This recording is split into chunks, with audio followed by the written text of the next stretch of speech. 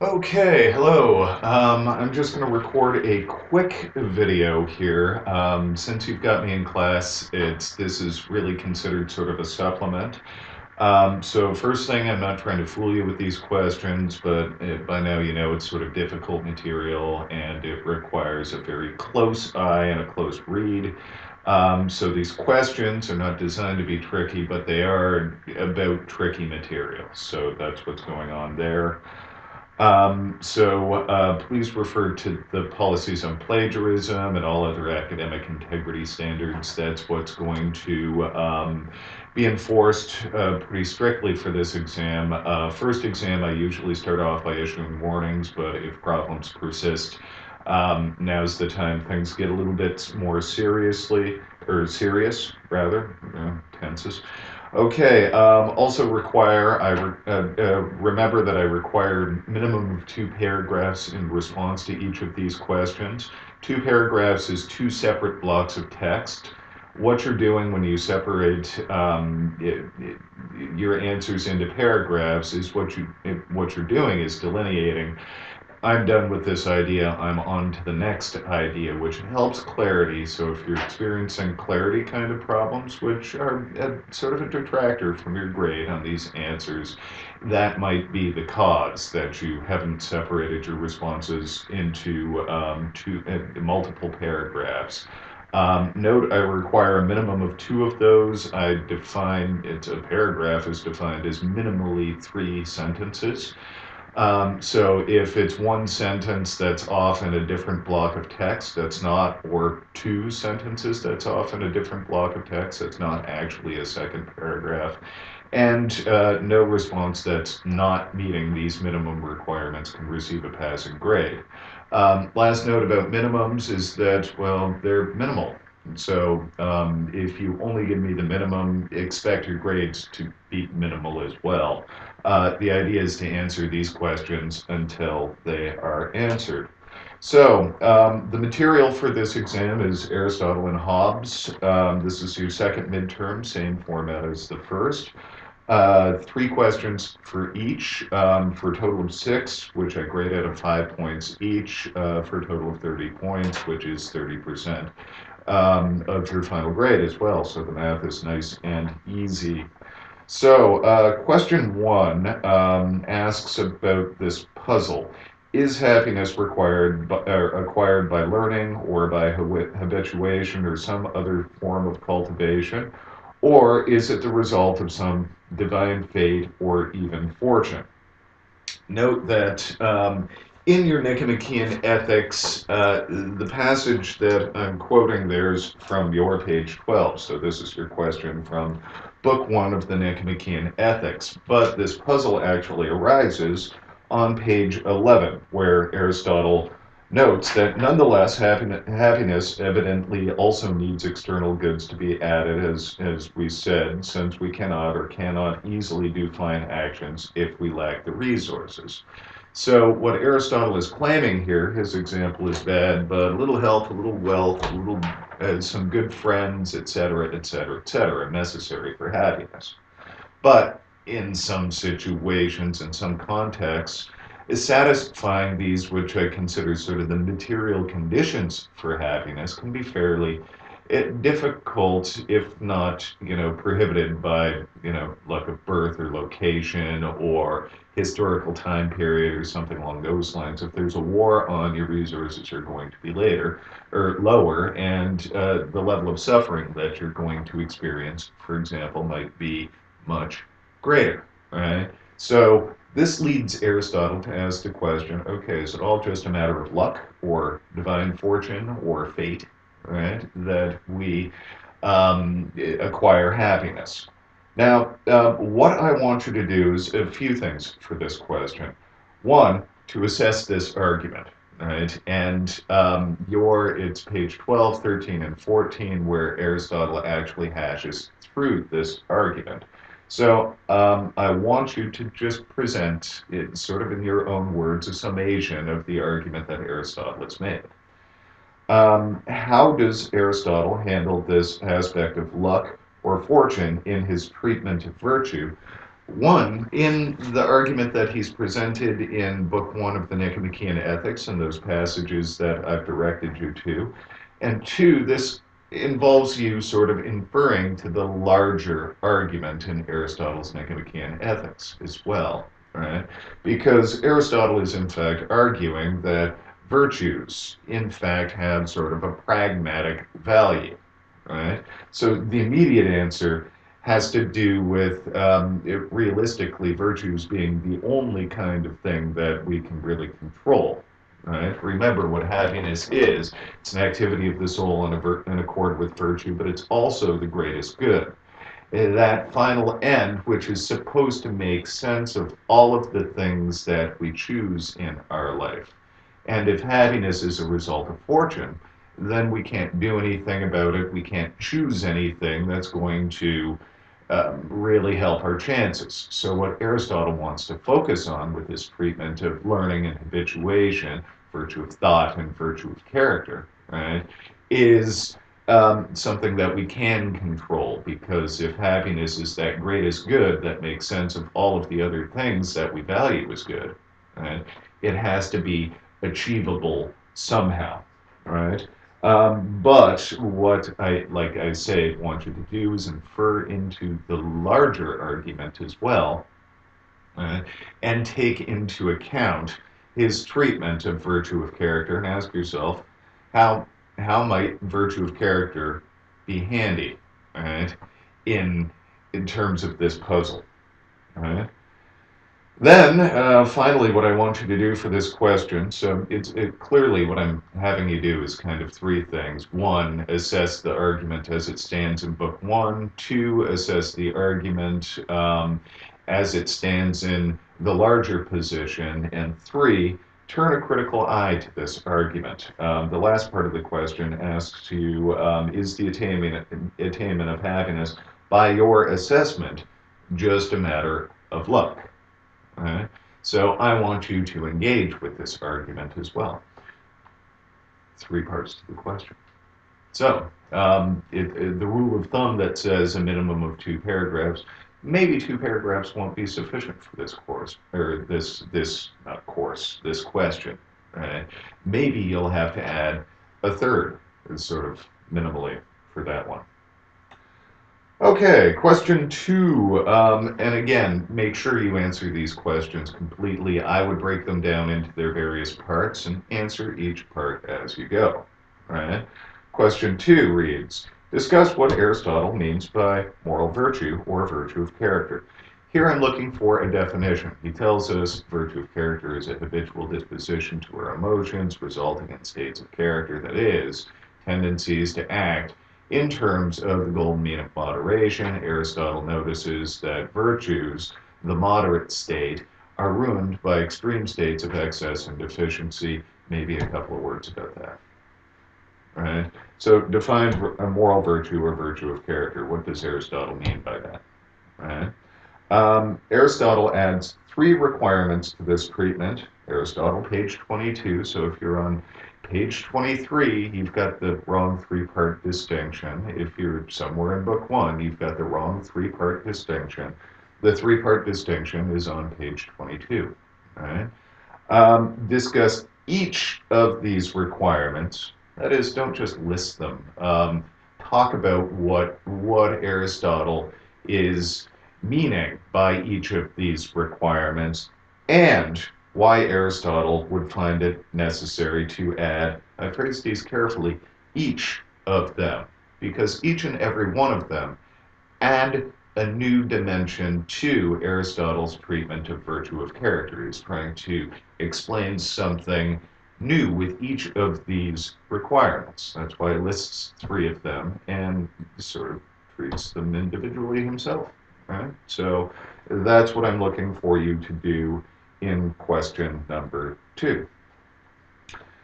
And then in question number 3, book 3 of the Nicomachean Ethics, that's on page 31 to 32 of your Nicomachean Ethics, with a very handy footnote on page 203 of this text. Book 3 of the Nicomachean Ethics, Aristotle makes a distinction between what he calls non-voluntary and what would properly be considered to be involuntary. Remember, for Aristotle, he says responsibility is only for the voluntary, and really we can only praise or blame that which is voluntary, and then he defines the involuntary. Everything that's not involuntary is voluntary. Two categories of involuntary action, that which is forced, right? Which he doesn't really explicate all that much because he considers it obvious, right? And that which is caused by ignorance of a very specific and directed kind, right? Ignorance that is unavoidable, ignorance that is relevant to the situation, about something specific about the situation, right? So, right, that's the kind of ignorance that gets you straight off the hook for the action. But there is this distinction between the non-voluntary and the involuntary, and on the bottom of page 31 over to 32, he tells us that all things that are caused by ignorance are non-voluntary, but that which is properly involuntary also involves pain and regret. Sorry, I'm quoting from memory. Everything caused by ignorance is non-voluntary, but what is involuntary also involves pain and regret. For someone's action was caused by ignorance, but he now has no objection to the action. He has done it neither willingly, since he did not know what it was, nor unwillingly, since he now feels no pain. Right?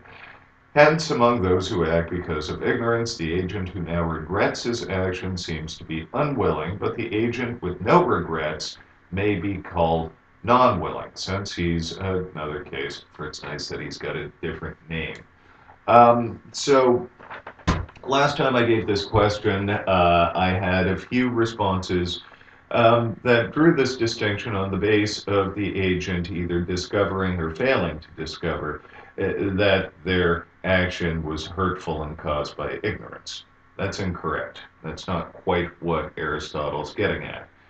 A non-voluntary action is an action that somebody performs as a result of ignorance, but when they discover what the nature of that action was, Jimmy cracked corn and they don't care. Right? So, see, what Aristotle and what the footnote on 203 explains is that really he's concerned with more than responsibility just for actions. He's trying to, and this is the point of the previous two questions in the previous two chapters, right? Also holding us responsible for what sorts of people we are, for our character. Right? So that's an important distinction, and that's what I'm looking for in terms of your response. So first thing, discuss the distinction. How do we make the distinction between non-voluntary and involuntary? I just gave it to you. Right? In the context of Aristotle's position, what does this distinction tell us about the nature of our moral responsibility? Well, that's what the footnote in your text and I just told you. So you should be in pretty good shape for that question. Now, question 4, 5, and 6 relate to Thomas Hobbes' Leviathan. Very important work in political philosophy, and my copy is falling apart. So, question 4 reads, Hobbes introduces what he calls the natural condition of mankind, claiming that this condition arises as a consequence of human nature.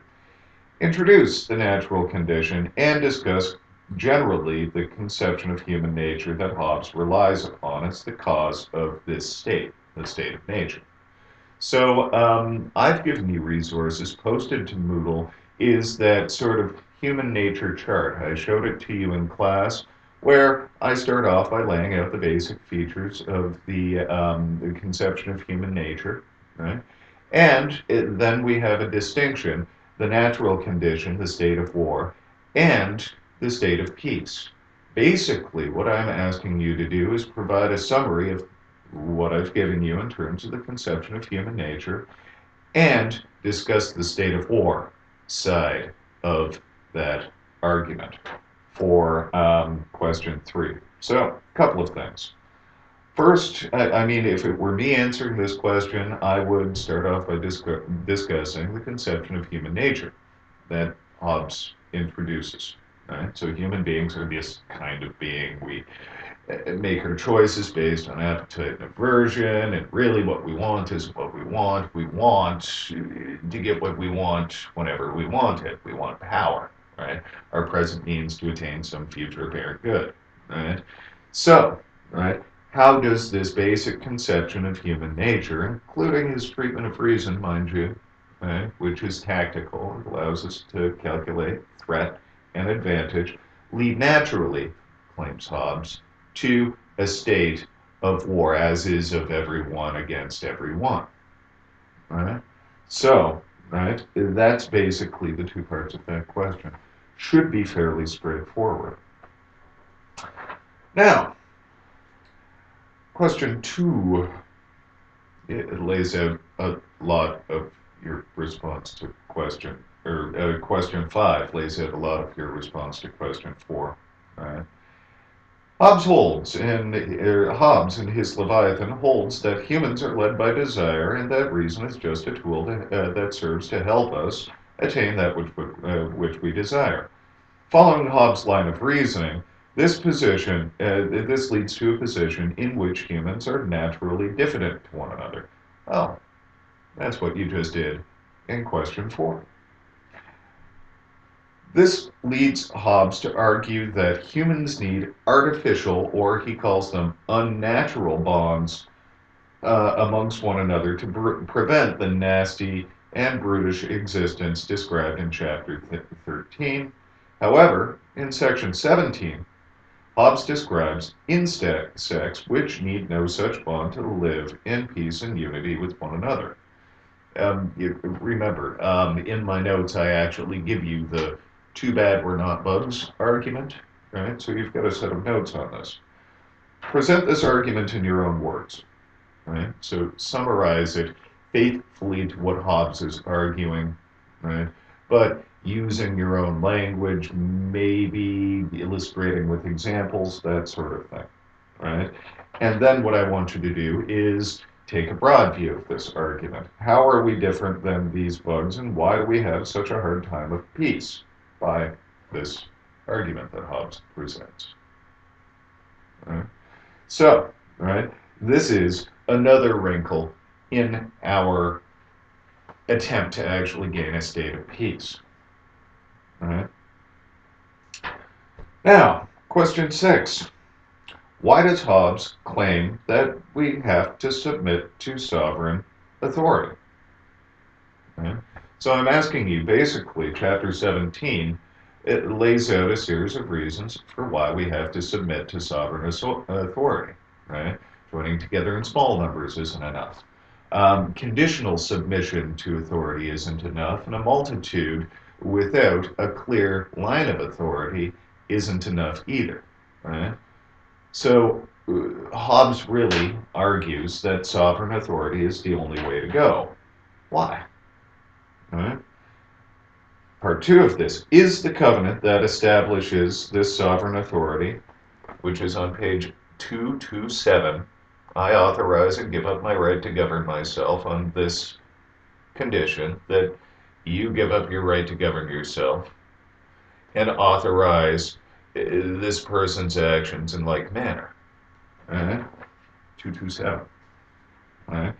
Is the covenant that establishes the sovereign authority, so tell me what the covenant is, right, consistent with the laws of nature. Now, you might think here that Hobbes describes like bloody 19 of these laws of nature, and he just goes on and on and on. What a law of nature is a quick and ready calculation of self-interest. Right? And really, all I want you to engage with here is the first law of nature, which is the condition. Seek peace and follow it. Well, others do so as well. Otherwise, if you don't have a chance of attaining peace, seek all of the helps and advantages of war. Right? That's from chapter, 14? 14 of Natural Laws and Contracts. Right? And the second law of nature, which tells you to lay down rights only in so far forth as others do so as well. So basically, I want you to take a look at those laws of nature and think about some of the implications of this covenant agreement. The most interesting one is the one I kept pointing out to you in class, where I asked the question, what does the sovereign agree to do? Nothing is the answer. So in terms of this, what I'm sort of interested in, and I mean, you can evaluate this any way you want, but one of the things that I'm interested in is thinking through, well, you know, what rights does the sovereign lay down, right? And if we're supposed to really lay down rights only insofar forth as others do so as well, if the sovereign's not laying down rights, well, isn't that a violation of the second law of nature? Anyhow, critically evaluate it is the idea. Right? You'll be assessed there on the strength of your argument. Again, the two ways people lost grades on the last exam were one, by not being sufficiently clear, and basically separate your responses into paragraphs, save yourself time to proofread, read it out loud to yourself to see if it makes sense, or get somebody to proofread or read it out loud to somebody for you too, who's maybe not taking this class, right? That way you'll figure out if it's going to make sense to people other than those that are inside your head, right? So that might be a way to really expand the clarity of your responses. And two, completeness, right? Make sure you are breaking down these questions into their various parts and answering them completely. If they're not complete, they're not going to receive complete grades, and you're going to be disappointed. I'm going to be disappointed. That's no fun for anyone, right? So really, you've got the time. I would be chipping away at these questions little by little rather than leaving them to the last minute. If you leave them to the last minute, you're likely going to be doing them in a scramble, and your result is going to be disappointing to everybody, right? So this is due Friday, March 21st by 11:55 p.m. That's 5 minutes to midnight. Submit your responses via Moodle by this date in .doc.docx or PDF or txt.txt format. Right? These are all acceptable formats. Again, I'm going to mention to you that open freely documents, for some reason, when they're submitted to Moodle, only give me the first page. So the first page, that's no good, right? I need the whole document. And it's your responsibility to ensure that I have your document on time and completely. So thank you, and good luck on this assignment. I look forward to reading them.